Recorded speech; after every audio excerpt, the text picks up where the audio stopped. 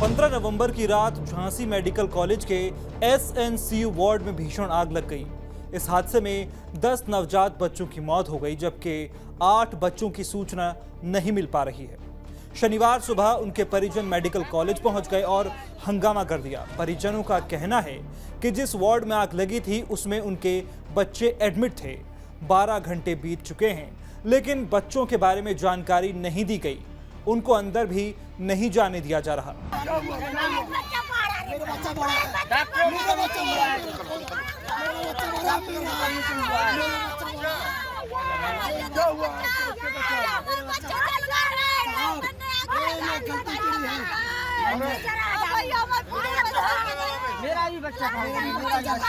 Jhansi DM Avinash Kumar ने बताया कि एसएनसीयू वार्ड में 2 यूनिट हैं, एक अंदर और दूसरी बाहर की तरफ। आग अंदर की ओर से लगी थी।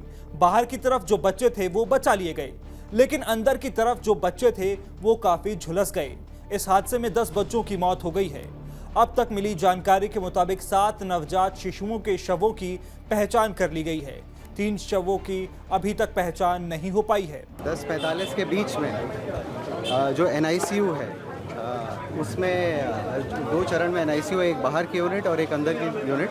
जो कम क्रिटिकल होते हैं वो बाहर की तरफ रहते हैं, जो ज़्यादा क्रिटिकल होते हैं वो अंदर की तरफ रहते हैं। तो जो अंदर की यूनिट है उसमें संभवतः शॉर्ट सर्किट से आग लगी और उसके बाद जो बाहर की तरफ बच्चे थे वो लगभग सभी बचा लिए गए हैं और अंदर के जो बच्चे थे उसमें से भी काफ़ी बच गए हैं। प्रथम दृष्टया अभी 10 बच्चों के मतलब एक्सपायर होने की सूचना प्राप्त हो रही है। हादसा करीब रात 10:30 बजे हुआ। ऑक्सीजन कंसंट्रेटर में स्पार्किंग की वजह से आग लगी, फिर तेज धमाका हुआ। धीरे धीरे आग पूरे वार्ड में फैल गई। वार्ड बॉय ने आग को बुझाने के लिए फायर एक्सटिंग्विशर चलाया, लेकिन वो काम नहीं किया। बताया जा रहा है वो 4 साल पहले ही एक्सपायर हो चुका था। हादसे से जुड़े तमाम वीडियो भी सामने आए हैं, जिनमें देखा जा सकता है कि चारों तरफ अफरा तफरी मची हुई है। धुआं उठता देख वार्ड के बाहर बैठे परिजन अंदर की ओर भागे। जिसे जो बच्चा मिला उसे उठाकर बाहर निकले। वार्ड की खिड़की तोड़कर 39 बच्चों को सुरक्षित बाहर निकाला गया। इन बच्चों को मेडिकल कॉलेज के दूसरे वार्ड्स में शिफ्ट किया गया। झांसी पुलिस का कहना है कि हादसे के बाद 16 बच्चों को मेडिकल कॉलेज में भर्ती करवाया गया, जबकि 7 बच्चे निजी अस्पताल में भर्ती हैं। इनमें से 6 बच्चों के परिजनों को ढूंढा जा रहा है। इसी बीच सोशल मीडिया पर एक और वीडियो तेजी से वायरल हो रहा है। इसमें देखा जा सकता है कि कुछ लोग अस्पताल की सड़क पर चूना डाल रहे हैं। बताया जा रहा है कि डिप्टी सीएम ब्रजेश पाठक के पहुंचने से पहले सड़क की सफाई की गई, साथ ही चूना भी डाला गया। वीडियो शेयर करते हुए लोगों ने जिला प्रशासन को खूब खरी खोटी सुनाई है। हालांकि इस पर अफसरों का कहना है कि मंत्री के काफिले में शामिल गाड़ियों के डायरेक्शन के लिए मार्किंग की गई थी। बहरहाल जो भी हो, संवेदनशील मामला होने की वजह से लोगों की ओर से ऐसी प्रतिक्रियाएं आना लाजमी है।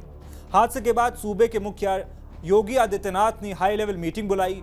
उन्होंने कमिश्नर और डीआईजी को 12 घंटों के भीतर रिपोर्ट देने का आदेश दिया। उधर मौके पर पहुंचे डिप्टी सीएम ब्रजेश पाठक ने हादसे की त्रिस्तरीय जांच के आदेश दिए।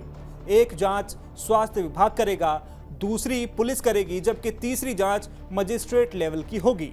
बहुत ही दुखद मृत्यु हुई है और हम सब परिजनों के साथ मिलकर के बच्चों को आइडेंटिफाइड कर रहे हैं कि किन किन बच्चों की डेथ हुई, किन परिजनों के हैं। घटना के जांच के आदेश उच्च स्तरीय दिए गए हैं। पहली जांच तो शासन स्तर से होगी, जो हेल्थ डिपार्टमेंट करेगा। दूसरी जांच पुलिस प्रशासन और जिले के स्तर से होगी, जिसमें फायर विभाग की भी टीम शामिल होगी। और तीसरी मजिस्ट्रेटी जांच के भी आदेश दिए गए हैं। हर स्थिति में घटना के कारणों का पता लगाया जाएगा। डिप्टी सीएम का कहना है कि अगर जांच के बाद कोई चूक पाई जाती है तो जिम्मेदारों पर कड़ा एक्शन लिया जाएगा। ब्रजेश पाठक का यह भी कहना है कि जिन बच्चों की अभी तक पहचान नहीं हो सकी है, उनके परिजनों तक पहुंचना बड़ी चुनौती है। घायल बच्चों को सही चिकित्सा मुहैया कराना हमारी प्राथमिकता है। हादसे के बाद इंटेलिजेंस ब्यूरो के असिस्टेंट डायरेक्टर अंकित जोशी अपनी टीम के साथ मेडिकल कॉलेज पहुंचे।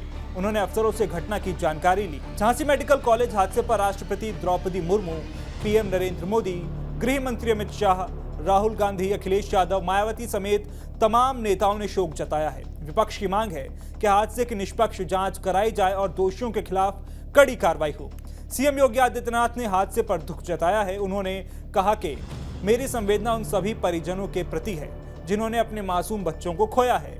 हादसे में पीड़ित परिवारों को राज्य सरकार की ओर से 5-5 लाख रुपए जबकि प्रधानमंत्री राहत कोष से 2-2 लाख रुपए की आर्थिक मदद का ऐलान किया गया है। साथ ही घायल बच्चों को उचित इलाज और 50-50 हजार रुपए दिए जाएंगे। हादसे में अस्पताल प्रशासन की लापरवाही के भी संकेत मिले हैं।